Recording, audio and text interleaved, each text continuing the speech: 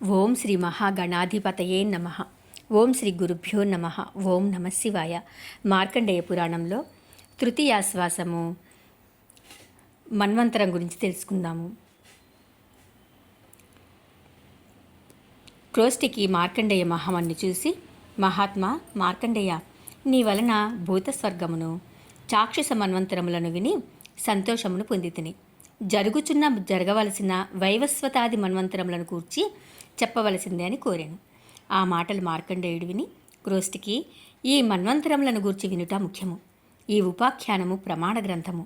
అందువలననే శ్రీ వ్యాస మహర్షి పురాణములను వ్రాయినప్పుడు ఇలా ప్రతినబూని చెప్పియున్నాడు.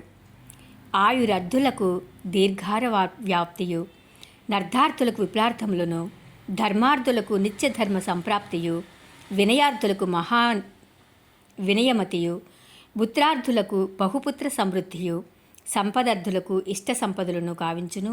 ఎప్పుడు భావించి వినుచుండు వారికి నిమ్మహాభారతంబు భక్తియుక్తులైన భాగవతులకు శ్రీవల్లభుండు భక్తవత్సలుండు భవభయంబులెల్ల బాపి ఇష్టార్థ సంసిద్ధి కరుణతోడ చేయుచుండు అని చెప్పియున్నాడు. కావున ఓ క్రోష్టికి, ఈ పురాణమును ఎవరు భక్తి కలిగి పఠించెదరో వారికి మనోరథంబులు నెరవేరును. వారికి కలిదోషము దగ్గరకు రాదు. అందువలన మనువుల వృత్తాంతమును చెప్తున్నాను, శ్రద్ధగా వినుము అంటున్నాడు. శ్రీ సూర్యదేవుని వృత్తాంతము. క్రోష్టికి శ్రీ సూర్యదేవునకు విశ్వకర్మ కుమార్తెయగు సంజ్ఞాదేవి అను భార్య ఉండును. వైవస్వకుండను యముండును, యమునాయను కుమార్తెయు పుట్టిరి. తరువాత సంజ్ఞాదేవి సూర్యుని వేడిమిని భరింపజాలక తన ఛాయను కాంతగా నిర్మించి, తరుణి, నీవు నా వలనే నా మగని ఆరాధింపుచుండుము అని నియమించి తాను ఆడగుర్రము రూపమును ధరించి ఘోరమగు తపంబును చేయుచుండెను. ఛాయాదేవియు పతి శుశ్రూషణ చేయుచుండగా కాలక్రమంబున పుత్రులను గనెను. తన సంతానమును సంజ్ఞాదేవి సంతానమును వ్యత్యాసముగా చూచుచుండెను. యముడు ఈ భేదభావమును కనుగొని కోపము కలవాడై తల్లిని పాదముతో తన్నెను. అంతటా ఛాయకు కోపం వచ్చి, దుర్మార్గ, నన్ను తన్నితివి కావున నీ పాదము కృషించిపోవును కాక అని శాపమునిచ్చెను. అంతటా యముడు భయము కలవాడై తండ్రి వద్దకు వెళ్ళి, తండ్రి, ఈమె మా తల్లి కాదు, మా తల్లి అయినా కొడుకులను ఇట్లా శపించునా అని పలికెను.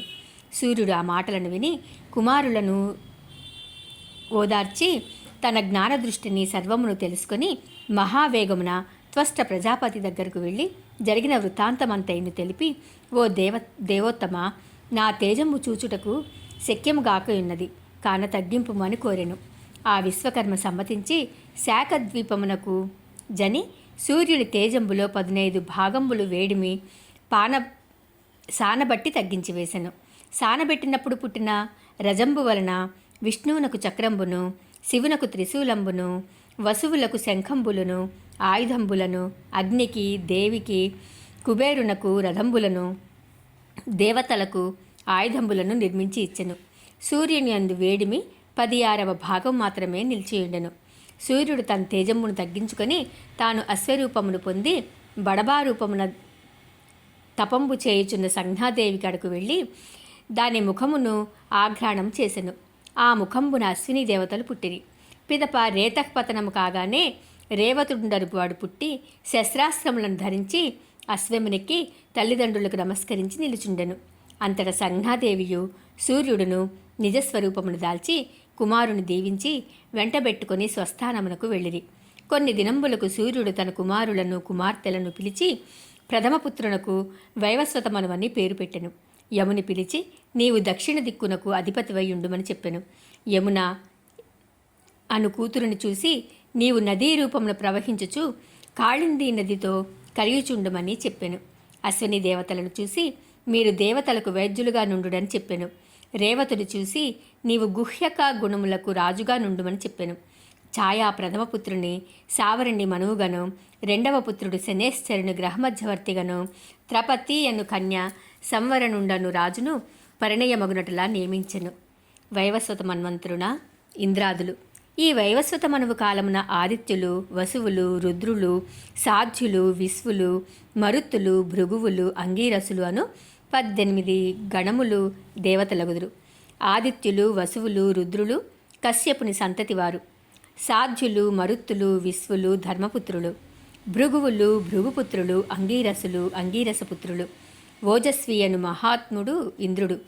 అత్రి వశిష్ఠ కశ్యప గౌతమ భరద్వాజ విశ్వామత్ర జమదగ్నులు సప్త ఋషులు. ఇక్ష్వాకు నాభాగ దృష్ట శయ్యాతి కరుష వృషద్రు వసుమంతులను వారు మనుపుత్రులు భూమిని పాలించెదరు అని మార్కండేయుడు చెప్పెను. ఆ మాటలను క్రోష్టికి విని మహదానందమును పొంది మహాత్మా మార్కండేయ సావరణాది మన్వంతరములు జరుగు విషయంబులను చెప్పవలసినది అని కోరెను. ఓం నమః శివాయ.